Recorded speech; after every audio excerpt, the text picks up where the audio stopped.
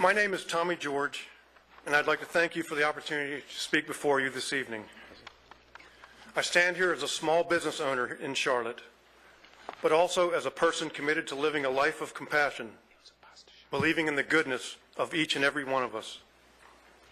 At present, I have 2 employees on my staff of 14 that made poor choices, were convicted of crimes, and served their time. They are dedicated to making a better life for themselves, and by hiring them, I have invested in their future, the future of my company, and the future of our city. I hired them knowing about their past.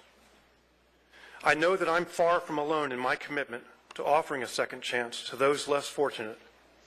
But I also believe that the ban the box question jeopardizes an applicant's opportunity for equal consideration of a job. I wouldn't call it a stretch to suggest that that same box elicits fear in some and distrust in others, hope giving way to negative emotions, low self-esteem, and frustration. If an employer wants to know about prior convictions, let them ask during the interview process, thus giving the applicant an opportunity to explain the circumstances of their past transgression. We have all made mistakes in our lives. I have made plenty. We learn and move on more enlightened. To include the box on an application foreshadows distrust and negativity. We need more compassion, trust in humanity, and positive reinforcement in our lives. And the City of Charlotte can take a small but significant step toward that end by banning the box. I know that the City of Charlotte is an equal opportunity employer, committed to diversity and fairness. The box is therefore redundant, so why not take us one step further, exemplifying that ideal? That, to me, would show true positive leadership in these times of negative, divisive politics. And to quote Ralph Waldo Emerson, "What lies behind us and what lies before us are tiny matters compared to what lies within us." Thank you very much.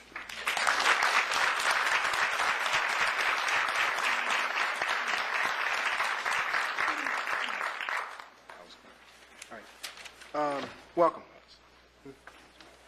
Ms. Maddox. Yes. Welcome. Oh, hi. Hi, ma'am. How are you? First, before I get started, I am going to say hello to Mayor Fox and City Council. I'm kind of nervous, so this is what you see. Hi, my name is Monique Maddox. I'm here to apply for a job. Can I fill out your application? This is what you see before you see me. Hi, I'm Monique Maddox. May I fill out an application? Ban the box. The importance of banning the box, it allows an individual that has a criminal history the same opportunity that a person who doesn't have a criminal history. And that's the opportunity to get in the door, to get face-to-face with someone so they can see this, and they don't see this box that eliminates me sometimes from the door. So, if this, let me slow down. You're doing fine. Take your time. But like I said, it gives you that one-on-one. You get that eye contact. That person gets to know who you are, and they don't get to judge you on that box. Because I am not my record. I am Monique Maddox. I am a citizen. I'm a productive member of society. I am self-sufficient. I am all of that. I am not this record. So if the City of Charlotte adopts the ban the box policy, it shows our community not only identifies a problem which we have, and that's of employment and recidivism. It also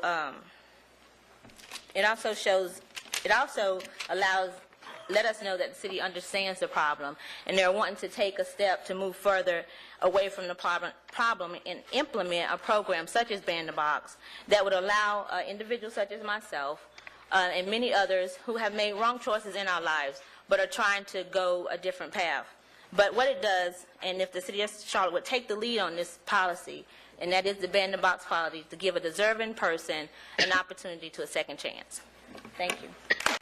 It's been my privilege, pleasure, honor to work with many of the City Council and many of the members of this forum on many of the issues that are some of the most important issues that affected our community over the last 20 years.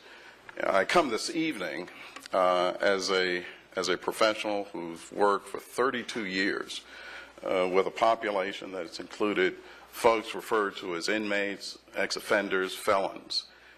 I think we're coming to you asking that you look at these folks as returning citizens. For the years that I've worked with this population, the worst thing we can do is to stereotype them. What I have found is that some of the most earnest, most committed, most motivated folks are people who have done wrong, who have accepted responsibility for those errors, and who've turned around. And the question for us as a community is whether we're willing to acknowledge the ability of an individual to seek redemption and to change. When I think about the associations and partnerships I've had with the folks in this room, I'm no more proud of the proclamation for Pat Garrett, the invocation of Dr. King's words. These are the reasons we're proud of being Charlotteans. And when I think about what this proposal is saying to this community, this is an example of how this city can use its posture as an employer of 6,500 people and say to the employer community that we're going to look at the content of a person's character and not some box on the first page of an application. We are not asking people to be derelict in their responsibilities to do due diligence. Investigate, measure a person's qualifications for the job vacancy there. What we're asking people to do is not to recognize a scarlet letter on a person's forehead. Look at the content of character. You do that by inquiring. Is there evidence of rehabilitation? Have they taken advantages of the services available in this community?